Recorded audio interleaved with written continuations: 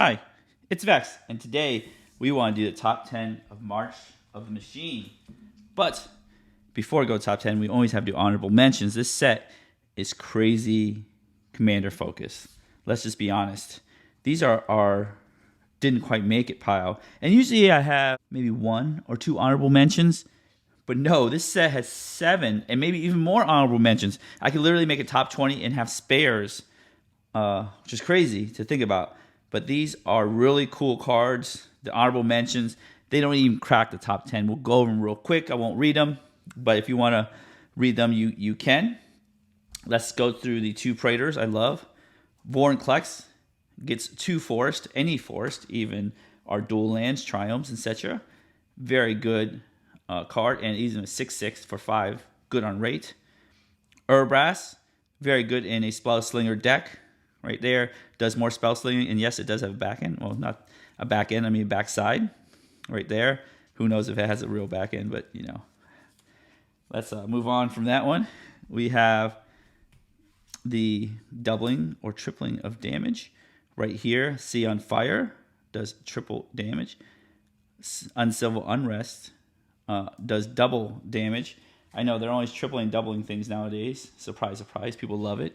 Commander, it's good for Commander. We have a keyword that returns horsemanship. Other knights you control have horsemanship. That's very good. Herald of Hoofbeast. We have Conclave Sledge Captain, which has triple backup 1, which is pretty cool right there. We have Firemane Commando. When you attack with 2 or more creatures, draw a card. Card draw in white. Of course, I think white is starting to have one of the strongest sets of card draw ever. It's not even close. I mean, they have really gone above and beyond giving white card draw. All right, let's get into our real top 10 right there. Starting with the Tali, Primal Conqueror. And yes, I have the showcase one. It's kind of weird. It's hard to figure out which one's in front and back because they all kind of look, I mean, it looks kind of alike. Let's be honest. Tali Primal Conqueror is a a transforming double face card.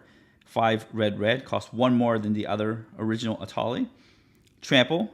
When it ETBs, each player exile cards from the top of their library until they exile a non-land card. That's 4 non-land cards, and you may cast any number of spells among the non-land cards exiled this way without paying their mana cost. 4 cards right away. ETB, boom, you get 4 non-land cards. Under the other Tali, you have to ETB, give it haste or attack. Then you flip cards, some might be lands, you can't cast those.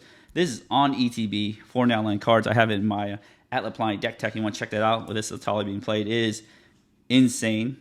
And if you have 9 mana or 10 with the 1 green, this is a Gruul colored card because it has this green pip in there. You could transform Tali into Darksteel mode. So what you do is even if, like after you got the trigger, you can attack with a Tali right there. They don't block. You have your 9 or 10 mana. You threaten the Blightsteel Colossus mode right there. Trample, Infect, 11/11. So they have to respect it because if you can flip it, you can kill them because it does have the Infect mechanic on there. That's number 10. So I forgot my trusty dice here. Number 10. Let's move these out of the way. These are the good but not as good cards. Number 10. Number 9 here. Excise the Imperfect. 1 white. This is very close to Generous Gift. Instant. Exile target non-land permanent. Exile is important, but also the white makes it a little harder to cast. It controllers incubate X, where X is the mana value of what exiled. And then you play 2 and turn it to a friction creature. So it's like a Generous Gift. It cannot hit lands. Lands sometimes are important. It does have a more restrictive mana cost, 1 white, but does exile. So I think that is very good based on precedent. Number 8, right there. 8. This is an uncommon, and I don't know why they didn't make it rare because it feels like epically rare power level. Kami of Whispered Hopes, 2 green. Spirit. If 1 or more +1/+1 counters will be put on a permanent you control, that may +1/+1 counters are put on that permanent instead. So an additional +1 counter enhancer. However, you get tap. At X may have any 1 color where X is its power. Wow. So if you can get 1 +1/+1 counter in this, it turns into 2, and then you tap for 3. That's just 1 +1/+1 counter. This goes nuts in Atraxa, which yes, it'll be put in my Atraxa deck. There is like a little special foil of that one that's going in my Atraxa deck, but this Extremely powerful. Starts off as a 1/1, but does like a wine constrictor thing, or the unicorn gives you an extra +1 counter. It's amazing. We have more +1/+1 counter synergies. It's coming up. They know how to create commander decks. They know things that people love, and they know how to push power level. Wizards getting smart at this. Number 7, Chivalric Alliance. Right there. 1 white. When you attack with 2 or more creatures, draw a card. Again, more white card draw. And I really like it when they stable to attack triggers, because a lot of people just stay back, don't attack. This makes you attack with 2 things, which is really cool. And then, if you need things, you can pay 2, discard a card, create a knight. So you can turn useless land, or whatever thing you have, your high mana value card that you can't play right away, you turn it into a knight. You can actually discard to reanimate. You can do all this cool stuff. For Fiend would love this card. And then you do card draw. So that is some white card draw there. Boom. 6. We have Bitter Thorne, Nissus Animus. It's 3 mana. Legend Artifact Equipment. Living Weapon, so it comes with a 0/0 germ. And this text is exactly the same as Sword of the Animus, which is 2 to cast, 2 to equip. Whenever an equipped creature attacks, you may search your library for a basic land card, put it into the battlefield, tap, and then shuffle. Equip 3. So it costs 1 more to cast, 1 more equipped in Sword of the Animus. However, it comes with a body. So you can play this on turn 3, attack with it, even suicide your 0/0, because it's a 1/1 with a +1/+1, and then get a land and ramp with it.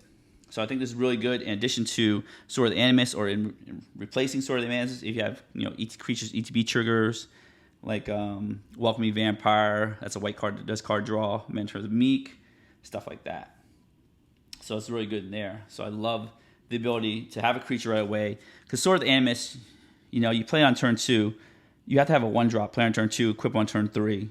So it's a little clunky. This is just play on turn 3 and attack, with a creature. If they're going to kill your 0/0 germ, it doesn't really matter. You still have your equipment lying around. All right, number 5. Another white card. I see the theme here. They're really powering up white. This is like a Sun Titan, Guardian Scale Lord. 4 white, backup 1. Now let's read backup. When this creature enters the battlefield, play +1/+1 counter on target creature, even itself. If that's another creature, it gains the following abilities until end of turn. So you can make this a 4/5, or you can make something else +1/+1, and then the ability it gains is flying, gives it evasion, which is good. Whenever this creature attacks, return target non-land permanent card with mana value X or less from graveyard to the battlefield, where X is the creature's power. Now, it's increasing the power by 1. You can attack with a creature, let's say maybe the Germ, so now it has 3 power.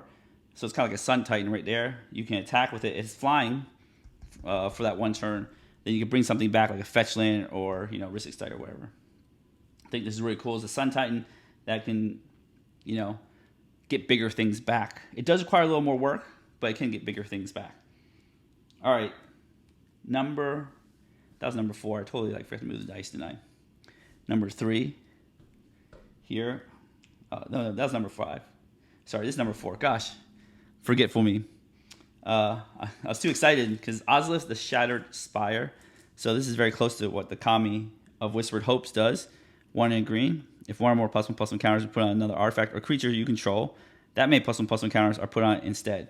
Now this reads a little bit differently. I don't know why they have these 2 cards in the same set, but they did.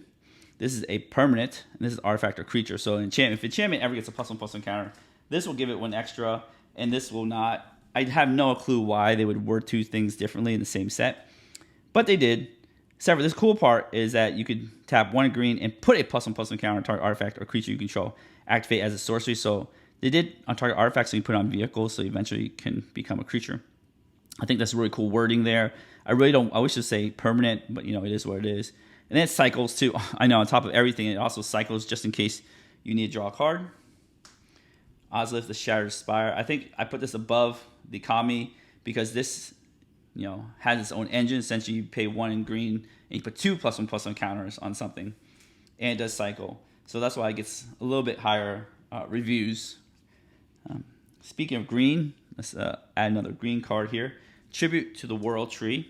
It's triple green, green, enchantment. When a creature enters a battlefield under your control, draw a card. If its power is 3 or greater, otherwise put 2 +1/+1 counters on it. And yes, it does work with these 2 things. It'll get a 3rd +1/+1 counter. I think this is cool. It's kind of like Garrick's Uprising, but the thing is that it does big creatures and small creatures, so that you always get a benefit either way. So I think it's really neat. Also, the neat part is the restrictive mana cost green, green, green, so it makes it a little harder to put in decks. So yeah, think about it, but that's why the ability is so good and the mana value is so low. So that is an insane card. Let's get to the more insane cards here. Next insane card is a battle card, Invasion of Ikoria. Now, if you've ever played with Finale of Devastation, you know how this kind of works. X green green, right? When Invasion of Ikoria enters the battlefield, search your library or graveyard for a non-human creature card with mana value X or less. Put it onto the battlefield.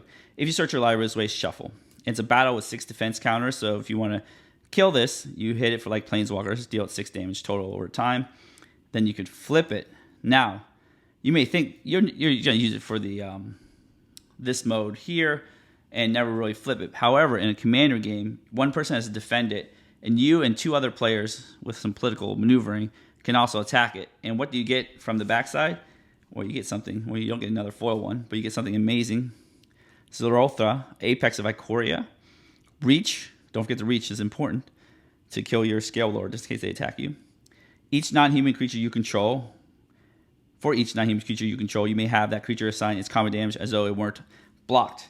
Now, how is that important, or how is that impactful? Oop, wrong side. The thing is, let's keep it here.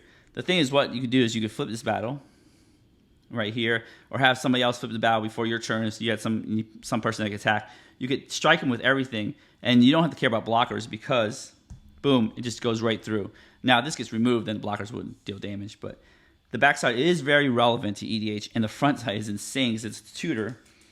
Same cost as Finale Devastation. Remember, it's non-human, so you can't get Noble Hierarch or whatever, but it is extremely, extremely good. Adds another tutor suite here. My favorite tutor target is Collector Oof or Bane of Progress to hit on those artifact enchantment decks. Now, if that isn't number one, what is?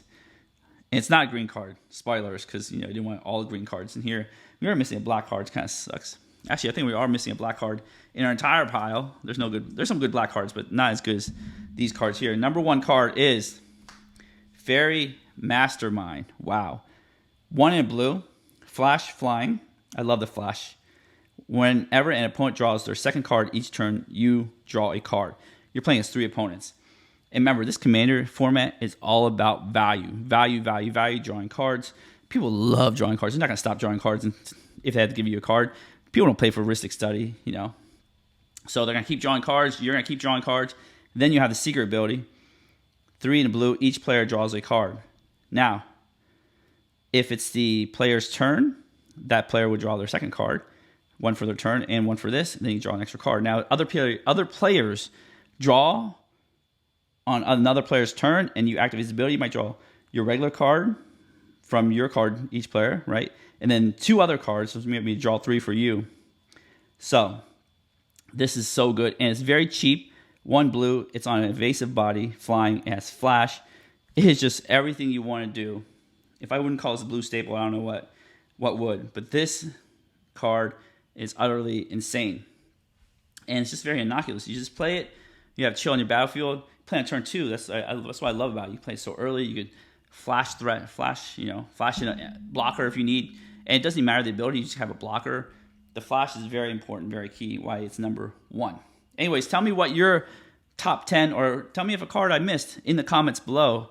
I'd love to know, other cards. Again, this set is so full of goodies that it's hard to pick, 1 or top 10 goodies. I had so many honorable mentions, that's crazy. There's probably more. Yeah, but tell me what you like from this set in the comments below. And don't forget to give the video a thumbs up, smash the subscribe button, hit the notification button to be alert for new videos in the future. Add some comments in the comment section below. Tell me how much you love this playmat and the Spike Feeders. Don't forget to subscribe to their channel too. And as always, have a wonderful day.